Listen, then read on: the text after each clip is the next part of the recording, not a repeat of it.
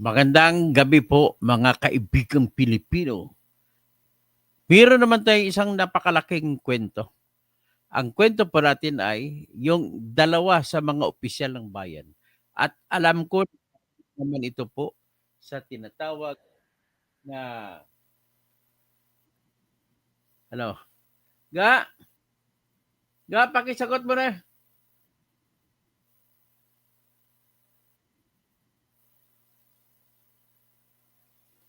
May tumawag lang kasi no, nag-istorbo. Ang ating pag-usapan ay yung si Congressman Edwin Garjula ay ay isang ano, aswang na congressman.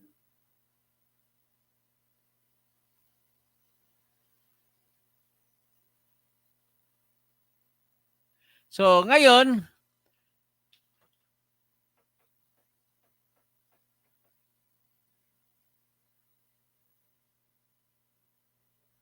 yun, tinext me. Ngayon po, ang congressman ito, merong 576 na mansion sa Amerika. Nanggaling lahat sa flood control. Ito po yung hari sa flood control sa Batangas. Grabe ito. At saka ito naman ang isa, may kaparis na babae sa Samar. Gobernador ng Samar. Naliligo sa pera. Nagpaulan ng pera, no? Ay, grabe. Ganun na pala katindi pala bastusan na ito, Bongbong Marcos. Ba't hinahayaan mo mangyayari ito? Ha? Grabe. Grabe. Oo, pwede man akong tawaging attorney pero hanggang tawag lang. Hindi na ako pwede Araceli Harder. Hindi lang ako pwede pumunta sa korte. So, anyway, Nick Reyes, ito po, grabe talaga, hindi ko na talaga matitiis itong, wala, sira ang Biblia dito. Hindi pwede mo sabihin sa Biblia, what does it profit a man if he gains the whole world, yet he loses his soul? Wala po sila kasing kaluluwa. Kaya hindi sila matakot ang kanilang, mawalan sila ng kaluluwa. Yan ang problema. So, tingnan muna natin itong yung mga isi-share muna natin ng screen na kung saan ay may mga nakuha ko na katas ng flood control. Ayan. Katas ng kontrata na flood control. Puro ghost projects. Ganon po si Edwin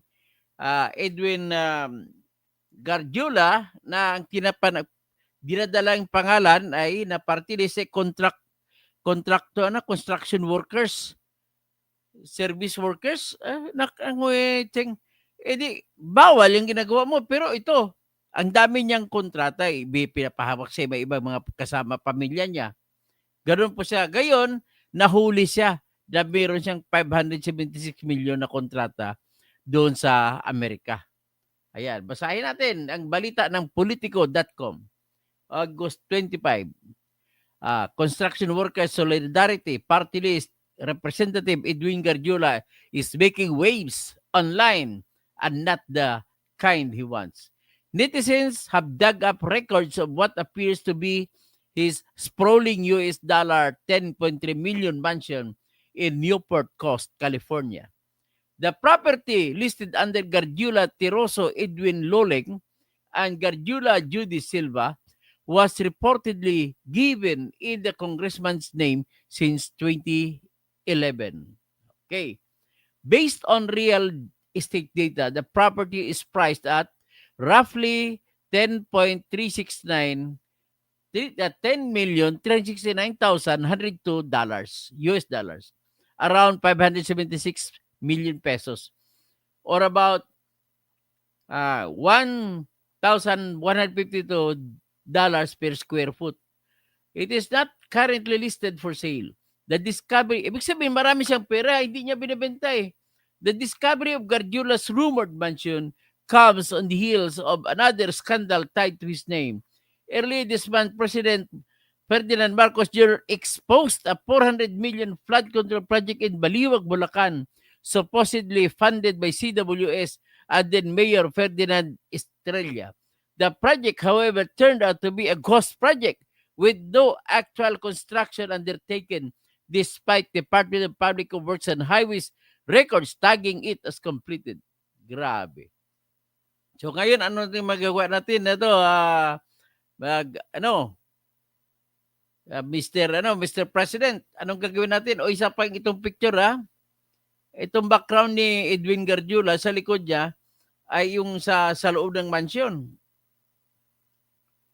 Again, nagsilabasan. Itatago niyo inyong mga Edwin Garjula tatago mong iyong kayamanan katas ng kontrata si WS President Edwin Garjula ay tinurong may-ari ng 576 million California mansion. Yan. So the same news. Ilang pa bang ibang balita? Ito, Politico.com. Ito naman sa Billionario.com. Grabe. Paano to? Wala na talagang Pilipino, wala na tayong chance, wala na tayong pag-asa yumaman. Kasi inuubos na nilang pera. Ay, nako. Ayan.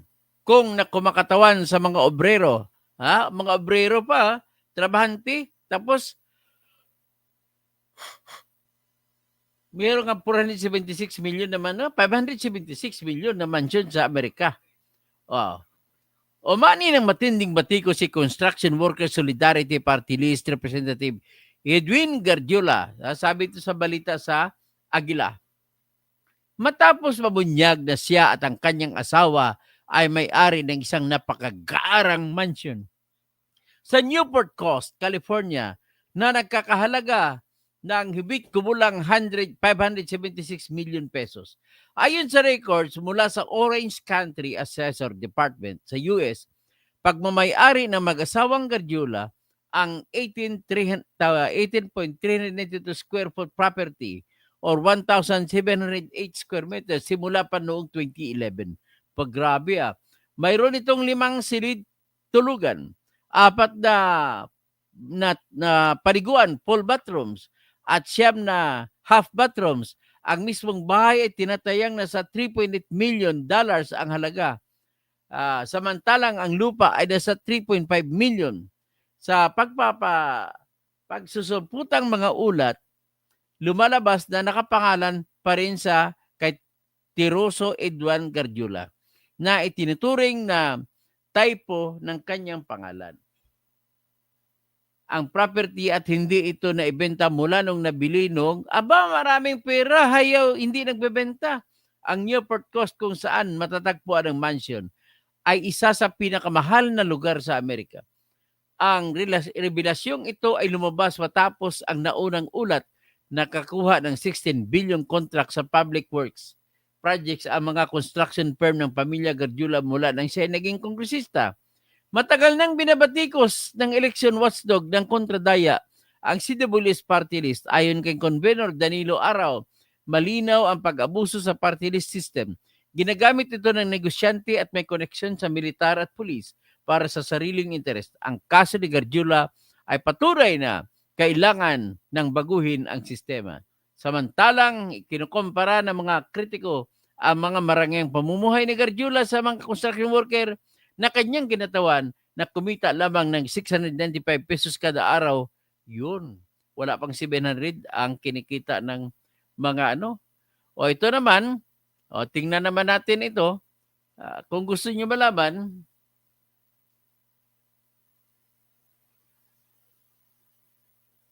lost access to Facebook Bakit naman? Lost access daw ako sa Facebook. Titingnan natin. So anyway, titingnan natin po yung balita dito. Ipakita din naman natin yung gobernadora na naliligo sa pera o nagpapaulan ng pera. Grabing, gobernadora to sa Samar. Maopay nga gabi. Gobernadora. Grabe ka, gobernadora. Ito.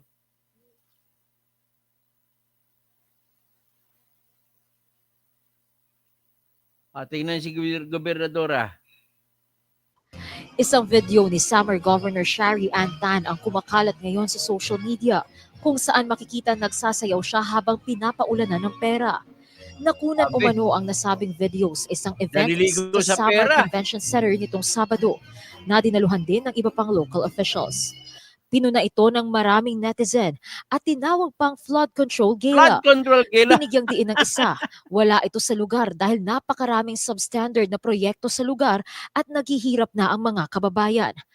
Naghihirap Pero na giit ni mga Tan, waray. tradisyon lang daw nila ito sa probinsya. Sa text Tradisyon. message sa Bilyonaryo Tradisyon ng News mga Channel, kawatan. pinaliwanag ng gobernador na napupunta rin daw ang pera sa simbahan at mga Tradisyon ng barangay kawatan. project. Shariah Kaya Tan. nakakalungkot anya ang pagtuligsa ng ilan sa kanilang tradisyon. Kabilang si Tan sa ruling political clan ng probinsya na ngayon ay nauugnay sa ilang mga proyekto ng JFR Construction Incorporated. Nakapagtala ito ng 18 flood control contracts worth 856 million mula 2022 hanggang 2024, ayon sa sumbong sa Pangulo Portal.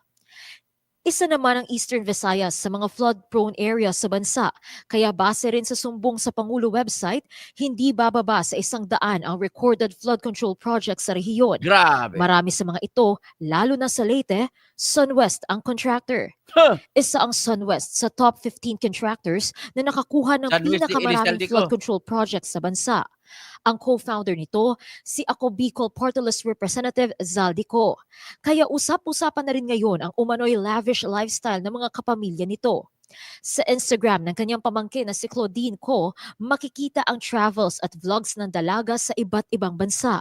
Kita rin sa isang TikTok video na galing sa vlog ni Claudine ang pagsakay ng kanyang pamilya sa isang private plane.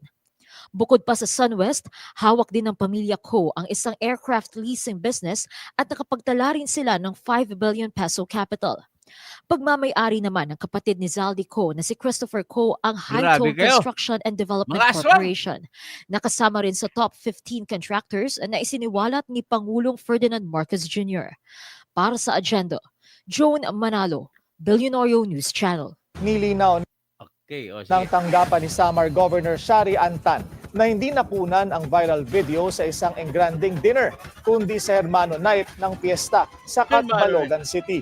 Ayon sa Samar LGU, invited guest lang ang gobernadora. Nagkunwari ka pa. Style mo bulok. Bulok ka talaga. Sobrang bulok. Bakit ka papayag naman na ganun mangyari? Ha? Kung wala kang ginagawa ng masama, ay nako, paano tong gagawin natin, kababayan ko? Ano gagawin natin? Kita niyo mga opisyal natin. Hindi natatakot sa Pangulo. Kasi ang Pangulo natin hindi totoo. Nick Torres of Hijapay Pajardo. Good evening po, Sir Toto. Salute to you. Always watching from Sorsogon. Ilalabas ko na sa Sorsogon. Sa sunod. Marami pa sa Sorsogon. Ruel Diaz, pa-shoutout sa lugar namin sa Sitio Santo Niño. Okay, Ruel Diaz, shoutout sa lugar na saan ba Sitio Santo Niño? Maraming Santo Niño Muna Custodio. Good evening po, Engineer Kausing, watching from Dubai. Grabe ng corruption sa Pilipinas. It's too hard for the government to increase the salary of Filipinos, yet easy for them to corrupt. Kaya ang dami natin mga kababayan nag-abroad na lang kasi ninanakaw nila ang pera dito. So, Edgar Nacion, Dr. Toto, good evening po. Okay, hiningi ko lang ay i-like nyo, i-subscribe tayo na kung hindi pa ka nakasubscribe at i-campaign nyo po sa inyong mga kaibigan na mag-subscribe dito sa atin para lumaki po ating komunidad, na yung komunidad ng gusto ko ay hindi yung sip-sip, hindi yung ma-idol-idol, hindi yung may mga kung sino-sino. Ang gusto kong komunidad ay mapagmatsyag kung ano ang dapat at nakakampi sa batas, nakingilala kung anong totoo at nangingilala kung anong katarungan. Yan po ang gusto natin. Kaya Toto, tiradorin natin sila. Bantayan lang, mas susunod po kahit ako po ay kakain lang muna. So muna ako sa Diyos, dyan sa Dubai, magandang gabi po sa inyong lahat.